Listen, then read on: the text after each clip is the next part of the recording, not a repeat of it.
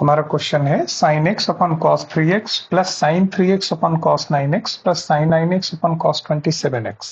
ये LHS में दिया है और इसे हमें लाना है half tan 27x minus tan x। tan means sin upon cos। sin upon cos तो ऑलरेडी है, बस ये है कि एंगल का मिसमैच है, ऊपर x है और नीचे 3x है। हम ये मैच कराते हैं। पहले हम फर्स्ट टर्म को लेते हैं जो कि है sin x upon cos 3x। Angle को मैच करने के लिए हम क्या कर रहे हैं कि 2 cos x से ऊपर और नीचे मल्टीप्लाई कर देते हैं।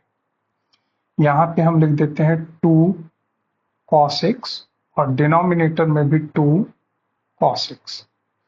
अब देखिए इससे फायदा क्या होगा कि 2 cos x sin x या 2 sin x cos x ये हो जाएगा sin 2x। क्या हो जाएगा? sin 2x। और अपॉन में 2 cos x cos 3x को कुछ भी नहीं करना है। 2 cos x cos 3x को कुछ भी नहीं करना है। क्यों नहीं करना है? क्योंकि tan में cos तो नीचे होना ही चाहिए। ठीक है। अब sin 2x को हमारा तो मेन पर्पस था कि एंगल्स को मैच करना है। ठीक है, तो ऊपर sin 2x है, इसे हम लिख देते हैं sin 3x माइनस x। ठीक है, 2x sin 2x को लिख दिया sin 3x माइनस x और डिनोमिनेटर में जो है एज इट इज रहेगा 2 cos x cos 3x। sin a minus b, sin a minus b क्या होता है? sin a cos b minus cos a sin b। तो वो कर देते हैं, ये हो जाएगा sin a यानी sin 3x cos b cos x minus cos a यानी कि cos 3x sin b यानी sin x।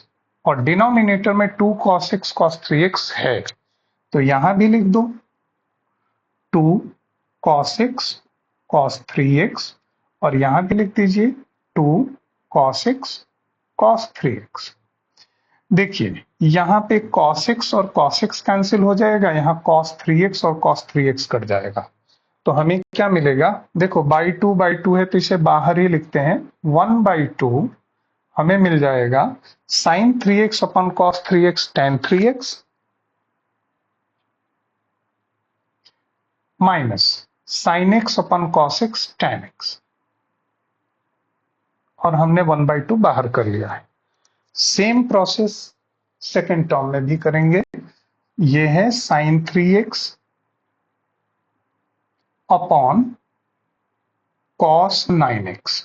इसमें भी हमें क्या करना होगा? 2 cos 3x से न्यूमरेटर डिनोमिनेटर को मल्टीप्लाई करें। तो 2 cos 3x यहां लिखा, 2 cos 3x यहां लिखा। फिर हमें क्या मिल जाएगा? 2 sin theta cos theta sin 2 theta यानी कि sin 6x अपॉन डिनोमिनेटर में कोई चेंज नहीं है 2 cos 9x cos 3x। Again same process है, 6x को 9x में ब्रेक करना है, तो इसे लिख देंगे sin 9x minus 3x upon 2 cos 9x cos 3x as it is. Same process sin a minus b, तो sin a sin 9x cos b cos 3x minus cos a cos 9x sin b sin 3x। अलग अलग करके लिखते हैं। 2 cos 9x cos 3x यहां भी है 2 cos 9x cos 3x, यहां भी है 2 cos 9x cos 3x। देखिए यहां पे cos 3x कट जाएगा और यहाँ पे cos 9x कट जाएगा। तो यहाँ क्या आ जाएगा? 1/2, दोनों का डिनोमिनेटर 2 है, बाहर कर लिया। sin 9x upon cos 9x ये हो जाएगा tan 9x minus sin 3x upon cos 3x क्या हो जाएगा? tan 3x। अब तीसरे को करने की जरूरत नहीं है, इसी बेस पे लिख लेते हैं। जैसे ये था sin x upon cos 3x, तो ये हमारा आया था tan 3x minus tan x। ये था sin 3x upon cos 9x, ये आया था tan 9x minus tan 3x। इसी तरह हम sin 9x upon cos 27x को लिख सकते हैं अब इतना लंबा करने की बजाय सिमिलरली करके लिख देंगे 1/2 tan। देखिए यहाँ पे था cos 3x नीचे और sin x ऊपर, तो इसका आया है tan 3x minus tan x।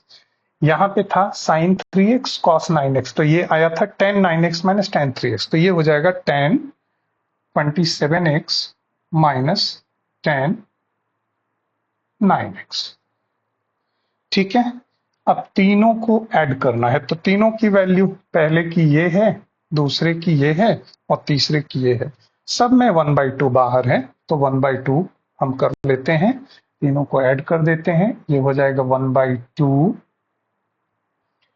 tan 3x minus tan x, tan 3x minus tan x, और ये क्या है tan 9x minus tan 3x plus tan 9x minus tan 3x, और ये है tan 20 plus tan 27x minus tan 9x।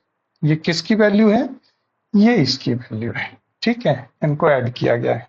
इसमें देखिए क्या क्या कैंसिल हो जाएगा, tan 3x tan 3x tan 9x tan 9x, final result में मिलेगा 1/2 tan 27x tan 27x minus tan x। यही हमें लाना था, हेंस प्रूव्ड।